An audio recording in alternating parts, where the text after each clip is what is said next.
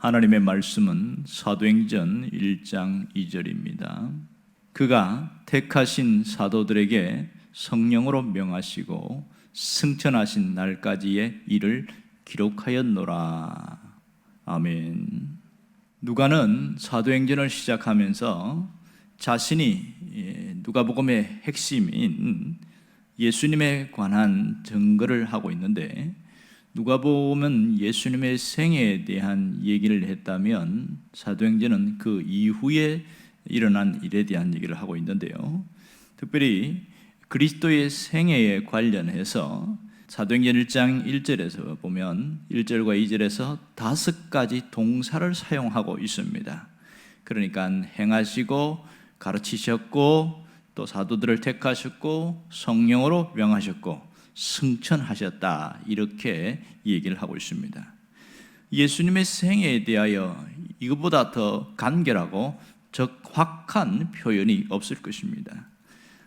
누가는 이 복음의 진술을 아주 5개의 동사로 명확하게 이야기를 하고 있습니다. 오늘 사도행전의 첫머리에서 주님을 쫓는 사람들에게 이렇게 5개의 동사로 간결하게 말한 이유가 있습니다. 그것은 신앙인의 삶의 근거가 바로 이 5 단어에 있기 때문에 그렇다는 겁니다.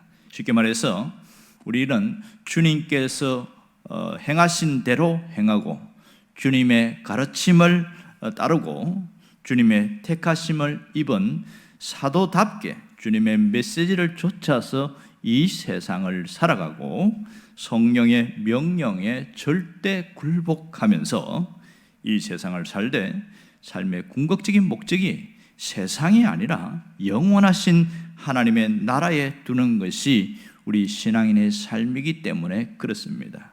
그런데 오늘 유의해 봐야 될 말씀은 2절 끝에 있는 기록하였노라 하는 이 단어입니다. 무엇을 기록했다는 것인가? 또 누가는 이 기록한 내용에 대해서 예수님의 사역 시작부터 끝까지 이 십자가, 고난, 부활, 승천 이런 것을 기록했는데 왜 이 기록하였다는 얘기를 강조하고 있는 것인가 하는 겁니다. 그리고 어떤 방식으로 이것을 기록했다는 것일까요?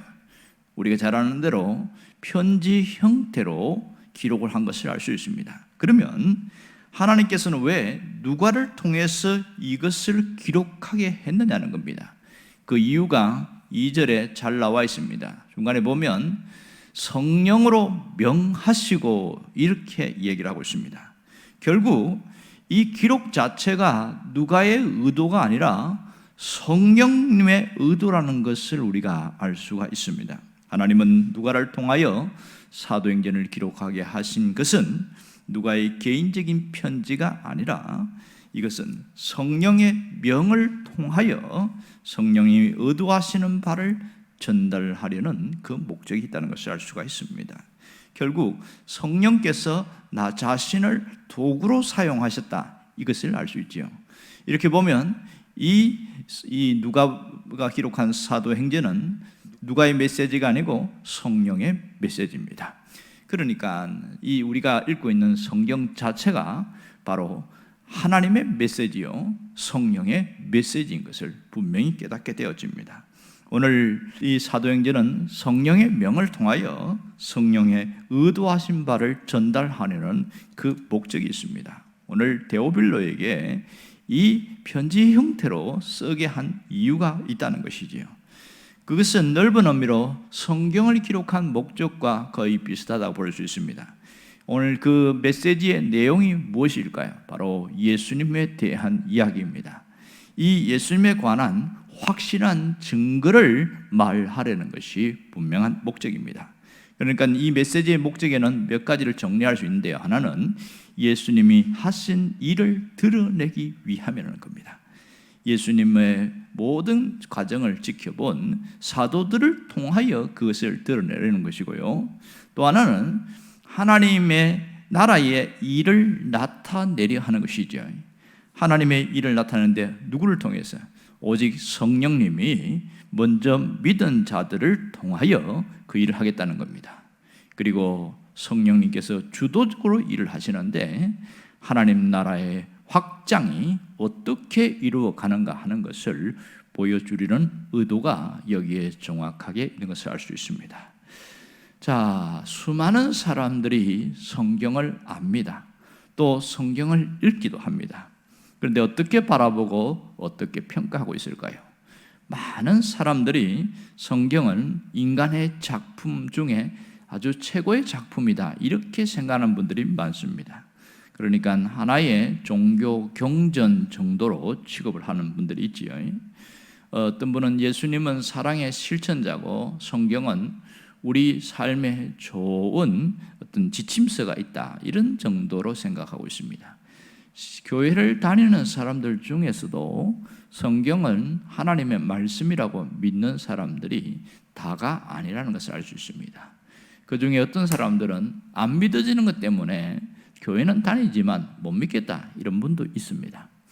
가끔 그런 분들을 만나게 되는데 어떤 산부인과 의사는 다른 것은 믿겠는데 예수님의 동정녀 탄생은 내가 못 믿겠다 이러면서 그거는 안 믿으려고 합니다.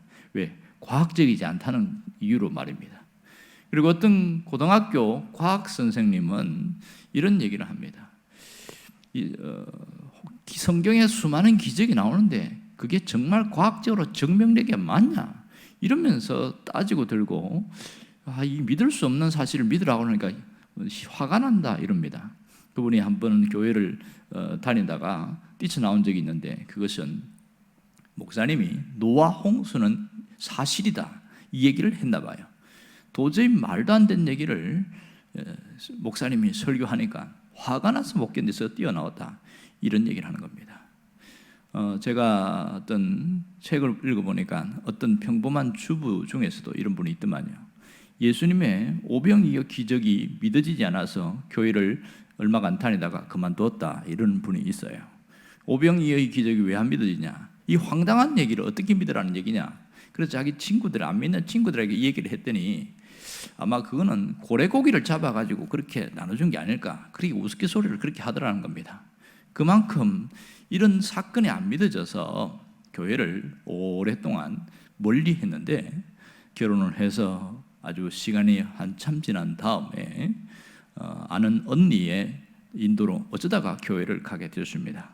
그래서 교회를 가서 그래도 한번 종교는 하나 가져봐야 되지 않겠나 생각을 하고 그랬는데 담임 목사님이 첫 신방을 가게 되었는데 그 가정에서 예배드릴 때 설교가 오병이어 기적이었습니다. 그 본문을 읽으면서 깜짝 놀란 거예요. 수십 년 동안 자신이 가장 말도 안 되는 이야기라고 했던 그 오병이어에 대해서 설교할 때 완전히 경직되고 마음이 싸늘해졌다 그렇게 표현하더군요. 그런데 이 목사님이 무조건 믿으라 이렇게 하지 않고 왜 오병이어의 이 기적이 일어났는지 어떻게 해서 이런 과정이 생겼는지 차근차근 자세하게 풀어줬습니다. 그리고 거기에 있었던 당시에 이 배고픈 사람들의 그 안타까움, 그 예수님이 불쌍하게 여기는 그 마음과 어떻게 해서 이런 기적이 일어난지 그분은 하나님이시기 때문에 할 수 있었다. 그렇게 하면서 설교를 했는데 거기서 변화가 일어나는 겁니다. 그것이 하나님이라면 할 수 있다. 그것 때문에 믿기 시작한 거예요. 그때부터 신앙을 갖고 제대로 잘 믿는데 실제로 자기 삶에 오병이어의 기적과 같은 엄청난 일들이 일어났습니다. 아들이 어느 날 소아암에 걸려서 완전히 끝나게 되는 상황이었는데 그때 하나님을 간절히 매달리면서 성경에 있는 기적이 이루어지게 해주세요 그랬더니 놀랍게도 기적이 일어나서 사기였는데 다시 살아나게 됐고 지금은 고등학교 다니고 있다 그런 얘기를 하고 있습니다. 자신의 성경에 있는 기적이 삶으로 체험된 것이죠. 여러분, 성경은 하나님의 말씀입니다. 정확무오한 하나님의 말씀입니다. 의심할 수 없는 하나님의 말씀인 것이죠. 그것이 어떻게 증명되고 있습니까? 성경이 하나님의 말씀이라는 것은 외적인 증거와 내적인 증거를 통하여 우리에게 알려주고 있습니다. 외적인 증거라는 것은 통일성입니다. 그러니까 성경은 1600년에 걸쳐서 약 40여 명의 저자들이 기록을 했는데 모든 상황과 그 다음에 직업이 다른데도 불구하고 하나의 초점은 예수님에 대한 이야기를 하고 있다는 사실입니다.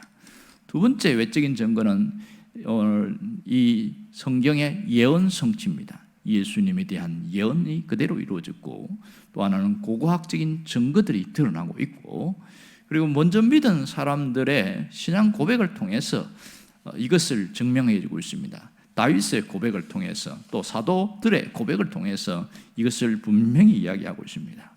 내적인 증거로도 하나님의 말씀인 것은 성경 자체가 하나님의 영감으로 쓰여 있다는 것을 이야기하고 있습니다. 모든 성경은 하나님의 감동으로 된 것이다, 그렇게 이야기를 하고 있지요. 그리고 이 저자들도 하나님의 영감을 통으로 기록했고, 예수님 자신도 성경을 친히 증거했습니다. 이 성경은 곧 내게 대하여 증거하는 것이니라. 이런 걸 보면 성경은 분명한 하나님 말씀인 것을 압니다. 그렇다면 성경이 하나님의 말씀이라는 것을 믿는다면 우리가 어떤 태도를 가져야 됩니까? 그것은 그대로 믿고 지키려는 태도입니다. 그것이 순종이라는 단어로 우리가 정리할 수 있겠지요. 무조건 말씀에 대해서는 순종하려는 자세를 가지라는 것이죠. 이렇게 순종하는 자에게는 놀라운 은혜가 있습니다. 어떤 은혜입니까? 믿음이 견고케 되는 은혜가 있습니다. 믿음의 확신, 믿음의 강함, 이런 것들을 통해서 견고하게 되어지고요.